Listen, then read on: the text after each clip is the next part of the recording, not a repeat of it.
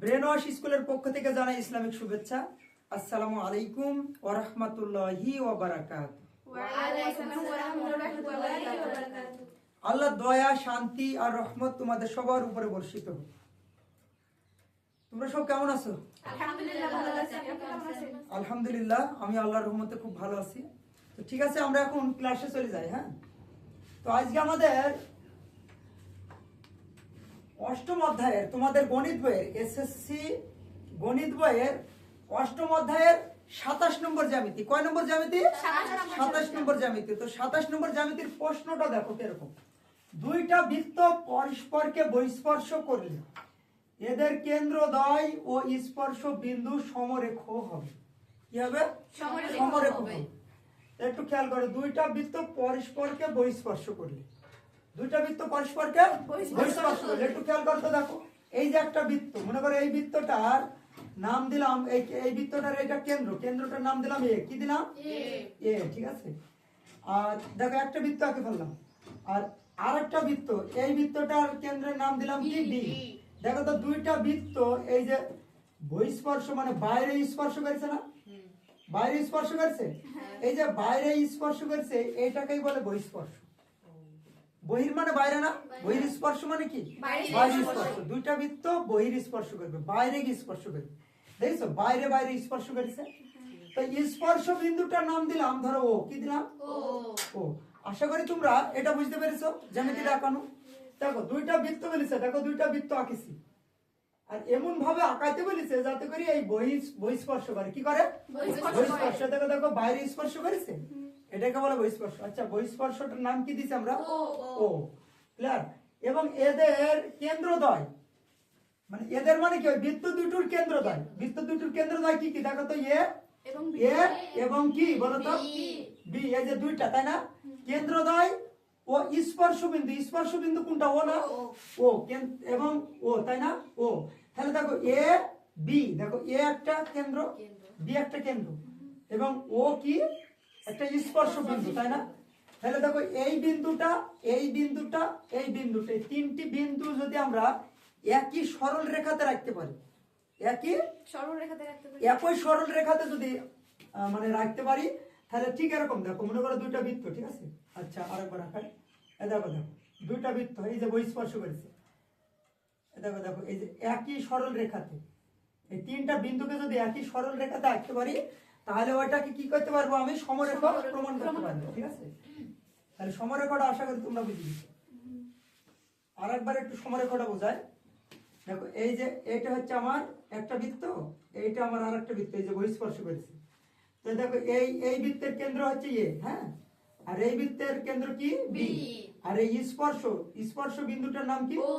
ও। এই তিনটা বিন্দু বলছে দেখো যে কেন্দ্রদ্বয় মানে কেন্দ্রদ্বয় এবং স্পর্শ বিন্দু, এই স্পর্শ বিন্দু সমরেখ, এটাকে যদি আমরা একই রেখাতে আবদ্ধ করতে পারি, তিনটা বিন্দুকে যদি একই রেখাতে নিতে পারি, একটা সরল রেখাতে, কিসে? একটা সরল রেখাতে যদি নিতে পারি, তাহলে এইটা আমার সমরেখ প্রমাণ হয়ে যাবে। ঠিক আছে। তো এইটাকেই আমরা প্রমাণ করার আজকে চেষ্টা করব। তো ঠিক আছে, এখন আমরা তাহলে কি করলাম দেখো তো। দুইটা বৃত্ত পরস্পরকে বহিস্পর্শ করলে, দুইটা বৃত্ত পরস্পরকে বহিস্পর্শ করেছে, বহিস্পর্শর নাম কি দিচ্ছি? ও। এদের কেন্দ্রদ্বয় ও স্পর্শ বিন্দু সমরেখ হবে, তাই না? তো আসো এখন এখানে লক্ষ্য করি, এখানে বিশেষ নির্বাচনটা দেখি। বিশেষ নির্বাচন। ঠিক আছে। আচ্ছা, বিশেষ নির্বাচন। তো বিশেষ নির্বাচনে কি লিখবো দেখো, যেভাবে এঁকেছি আমি এটাকে, এটা দেখে দেখে ওটা লিখে দেবো, তাহলে বিশেষ নির্বাচন হয়ে যাবে। প্রথমে কি করলাম, একটা এ কেন্দ্র বিশিষ্ট বৃত্ত আঁকলাম, তাই না? অথবা দেখো এ কেন্দ্র বিশিষ্ট বৃত্ত আঁকলাম না প্রথমে, তারপরে কি আঁকলাম, একটা বি কেন্দ্র বিশিষ্ট বৃত্ত আঁকলাম, এবং এই দুইটা বৃত্ত এমন ভাবে আঁকলাম যে ও বিন্দুতে বহিস্পর্শ করেছে, হ্যাঁ, ও বিন্দুতে বহিস্পর্শ করেছে, এই কথাটা লিখবো। তাহলে লিখবো এরকম যে দুইটা বৃত্ত পরস্পরকে বহিস্পর্শ করে। তাহলে দেখো যে এ কেন্দ্র বিশিষ্ট, তাই না? বিশিষ্ট, তুমি এখানে আগে মনে করে লিখে নিতে পারবো। কি মনে করি? দেখো মনে করি এ কেন্দ্র বিশিষ্ট একটি বৃত্ত আচ্ছা আঁকলাম। তারপর দেখো তারপর কি করেছি বলো দিনি, তারপর বি বি কেন্দ্র বিশিষ্ট, তাই না, একটি বৃত্ত আঁকলাম, তাই না। আর এই দুইটা বৃত্তকে এমন ভাবে আঁকলাম, দেখো এই দুইটি বৃত্তকে এমন ভাবে আঁকলাম যেন তারা দেখো যেন তারা হচ্ছে কি যে একজন আরেকজনকে বহিঃস্পর্শ করেছে, একজন আরেকজনকে ও বিন্দুতে বহিঃস্পর্শ করেছে। দেখো একজন আরেকজনকে ও বিন্দুতে বহিঃস্পর্শ করেছে না, তাহলে এখানে লিখে দাও যে একজন মানে একজন আরেকজনকে ও বিন্দুতে একজন। আচ্ছা এখানে আমরা একজন না দিয়ে একটু অন্যরকম লিখি যে এমন ভাবে বহিঃস্পর্শ করলাম যেন তারা ও বিন্দুতে বহিঃস্পর্শ করেছে। ওই ও বিন্দুতে দেখো ও বিন্দুতে বহিঃস্পর্শ করে, ঠিক আছে, ক্লিয়ার। আর কিছু আছে এখানে দেখো তো, আর কিছু নাই। এখন এই জ্যামিতিটা আমরা অঙ্কন লিখবো, তোমার মানে এটা হচ্ছে আমার মতে লিখলাম, এটা বিভিন্ন ভাবে লেখা যায়। এটার বিশেষ নির্বাচন দেখো আরো অন্য ভাবে লিখতে পারো যে এ ও বি দুইটা বৃত্ত আঁকলাম যারা ও বিন্দুতে বহিঃস্পর্শ করে, এক চান্স হয়ে গেল। কি লিখলাম দেখো এ ও বি দুইটা বৃত্ত আঁকলাম যারা ও বিন্দুতে বহিঃস্পর্শ করে, এক চান্স হয়ে গেল না। প্রথমে লাগবে যে মনে করি যে এ ও বি দুইটা বৃত্ত আঁকলাম যারা ও বিন্দুতে বহিঃস্পর্শ করে, ক্লিয়ার। এক লাইনে বিশেষ নির্বাচন কিন্তু শেষ। তুমি চাইলে আমার ওই শেষের অংশ যেটা মুখে বললাম এটা তুমি লিখতে পারো। তাহলে আমরা এখন অঙ্কনে চলে যাবো, ঠিক আছে, এখন আমরা অঙ্কনে চলে যাবো। অঙ্কনটা দেখো এবার,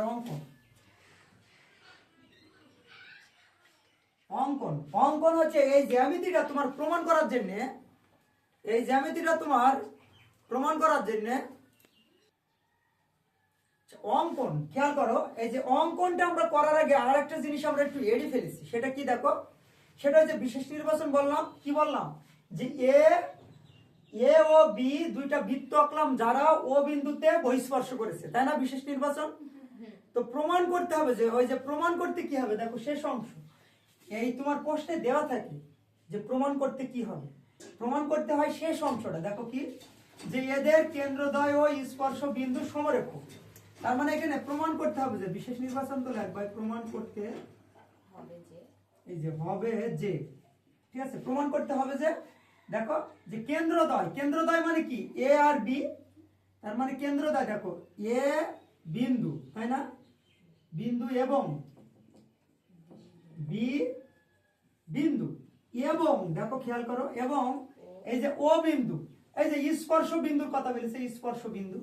তাহলে কেন্দ্রদ্বয় মানে দেখো এইটা এবং এইটা, আর স্পর্শ বিন্দু মানে এই যে ও এই যে বহিঃস্পর্শ করেছে এইটা, এই তিনটা বিন্দু হচ্ছে একই রেখাতে হবে, এটা সমরেখ প্রমাণ করতে হবে। প্রমাণ করতে হবে কি এ বিন্দু এবং বি বিন্দু এবং এই যে স্পর্শ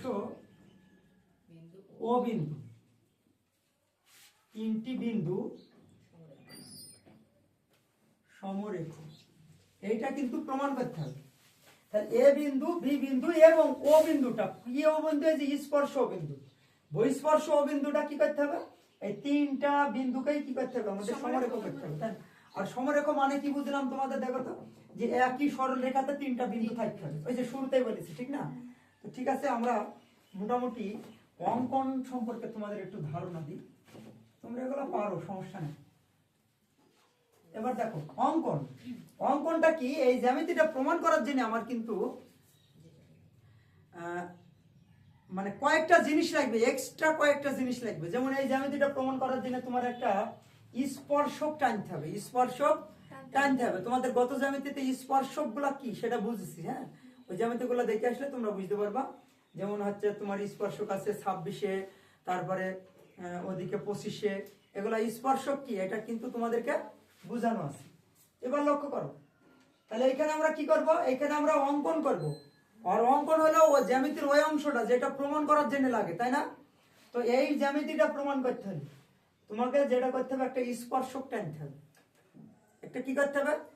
স্পর্শক টানতে হবে, যাতে করে তোমার দুইটা 90 ডিগ্রি কোণ তৈরি হয়।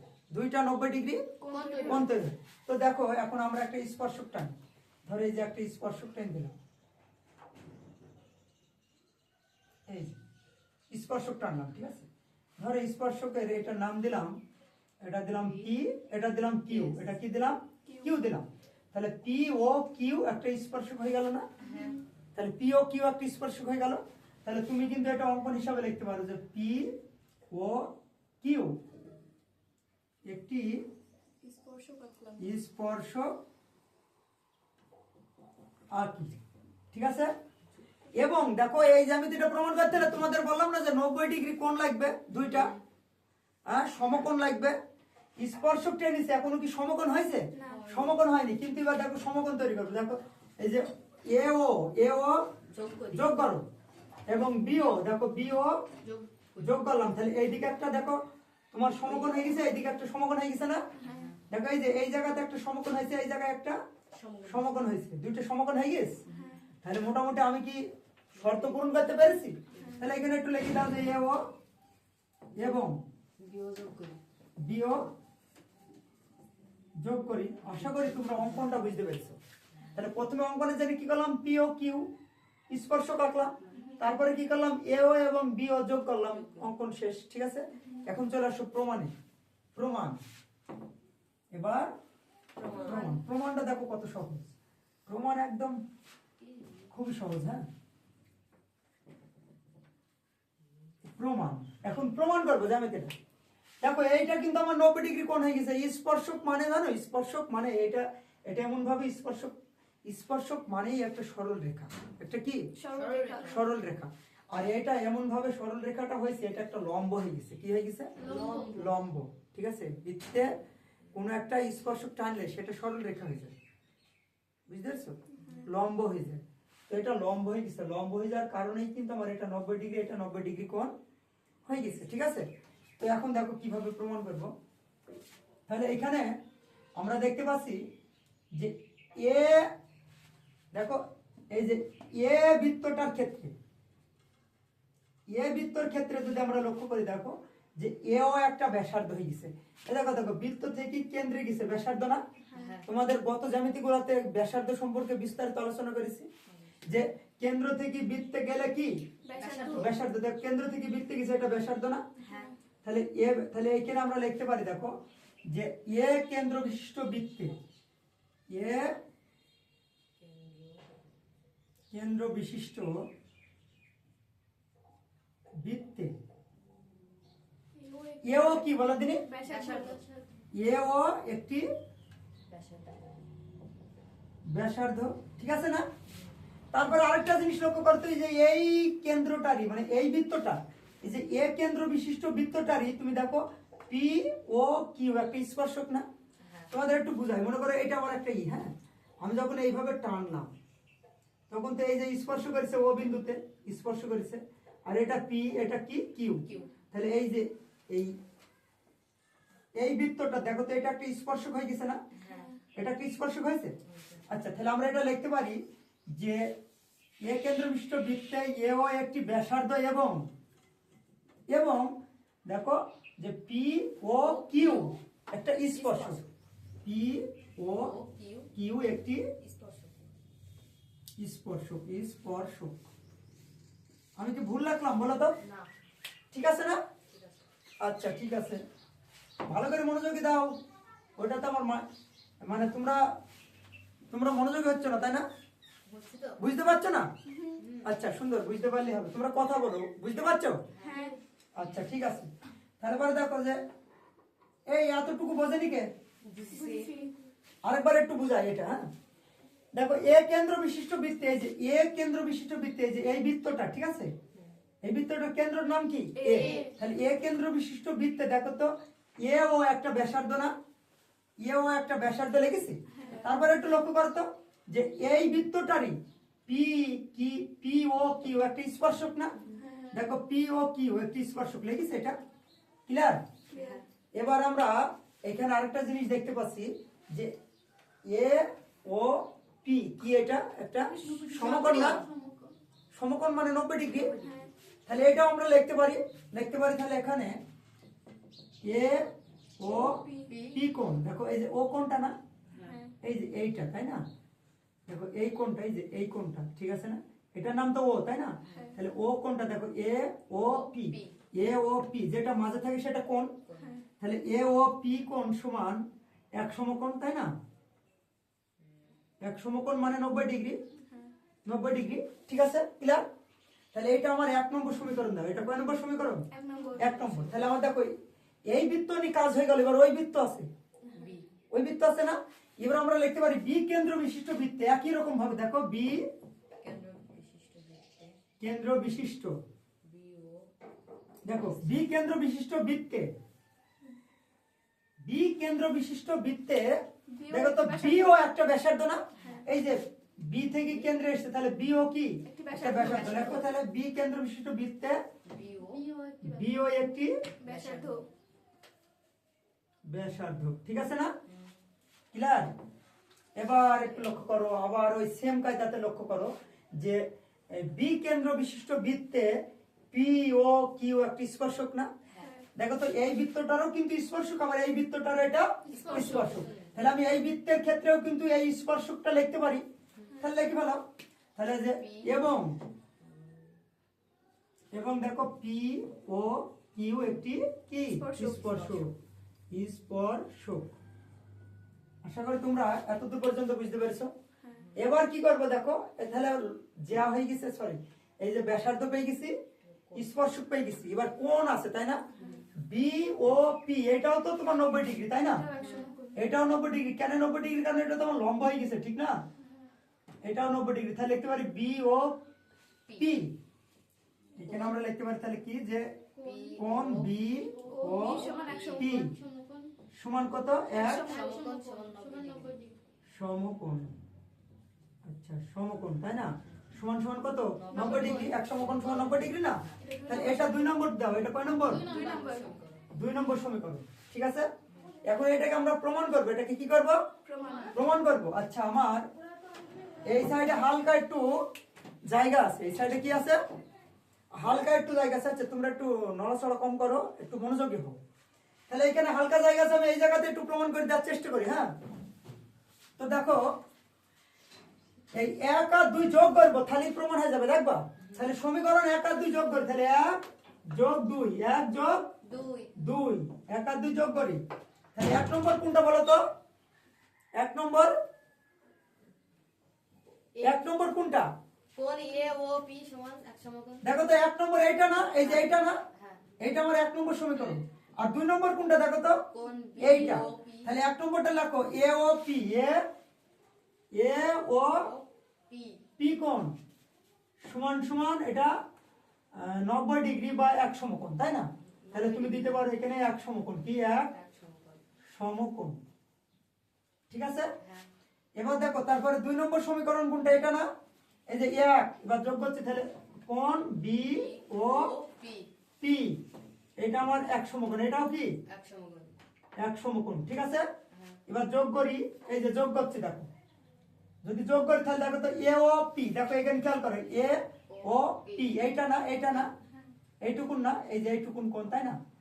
আর বি ও পি, দেখো বি ও পি এইটা, তাই না? এই দুইটু মিলি দেখো তোমার কি হয়ে গেল? 180 দুইটু মিলি দেখো 180 ডিগ্রি কোণ হয়ে গেছে। দেখছো দুইটু মিলি এক কথায় এ ও বি হয়ে গেছে, ঠিক না? খেয়াল করো দেখো এই যে এইটুকুন হচ্ছে আমার এ ও পি, এ ও পি হচ্ছে এইটুকুন, ঠিক আছে? মানে এইটা। আর বি ও পি হচ্ছে এইটা, তাই না? বি ও পি, এই যে বি ও পি এইটা। তাহলে এই দুইটা মিলি আমার এ ও বি হয়ে গেছে না? একটা সরল রেখা হয়ে গেছে না? তাহলে আমরা লিখতে পারি এই দুটো সমান এ ও বি সমান সমান এটা এটা 1 আর 1 যোগ করলে কয় হয়? 2 সমকোণ, 2 সমকোণ, ঠিক আছে? 2 সমকোণ। দেখো প্রমাণ কিন্তু হয়ে গেছে প্রায়। আচ্ছা 2 সমকোণ মানে কি? 180 ডিগ্রি। দুই সমকোণ মানে 180 ডিগ্রি। আর এক সরল রেখা সমান কি 180 ডিগ্রি। 180 ডিগ্রি। তাহলে দেখো তো এ ও বি এটা একটা সরল রেখা। হ্যাঁ। তাহলে এই সরল রেখা সমান দুই সমকোণ হয়েছে, 180 ডিগ্রি হয়েছে। এবার লক্ষ্য করতো যে এ বিন্দু, বি বিন্দু এবং এই যে স্পর্শ যে বিন্দুটা, এই যে ও স্পর্শ বিন্দু, এই তিনটা বিন্দু একই সরল রেখাতে আছে। তাহলে এটাকে কি আমরা সমরেখ বলতে পারি? ক্লিয়ার? তাহলে এখানে আমরা অতএব এখানে লিখে দিতে পারি যে অতএব এ ও বি, এ ও দেখো কমা কমা বি সমরেখ, সমরেখ প্রমাণিত, প্রমাণিত। ঠিক আছে, এবার একটু লক্ষ্য করো, আরেকবার একটু বুঝাই। হ্যাঁ, যোগটা বোঝনি কে? বুঝতে পারছো সবাই? আরেকবার একটু দেখো, বুঝে দিই তারপরেও। দেখো এই যে 1 নম্বর সমীকরণ, 1 নম্বর সমীকরণ আর 2 নম্বর সমীকরণ যোগ করেছি। এই যে 1 যোগ 2, ঠিক আছে। 1 নম্বর সমীকরণ দেখো এইটা, এ ও পি সমান 1 সমকোণ, এ ও পি 1 সমকোণ, এটা 1 নম্বর সমীকরণ। আর 2 নম্বর দেখো বি ও পি, এটা হচ্ছে কি যে 1 সমকোণ, এই যে বি ও পি 1 সমকোণ, ঠিক আছে। এই দুইটা তুললাম, তোলার পরে দেখো যোগ করেছি, দেখো কিভাবে এ ও পি, দেখো এ ও পি এই যে এতটুকু 90 ডিগ্রি, ঠিক আছে। তারপরে বি ও পি দেখো বি ও পি এই যে এতটুকু, তো দুইটা মিলি দেখছি এ ও বি হয়ে যাচ্ছে, তাই না? একটা সরল রেখা হয়ে গেছে না, এই যে সরল রেখা হয়ে গেছে। হ্যাঁ, তখন এই দুইটা মিলে আমরা এ ও বি লিখলাম, এ ও বি। এবার এ ও বি সমান এইটা যোগ করে দেখলাম 2 সমকোণ হয়ে গেছে। আর 2 সমকোণ সমান কি সরল কোণ।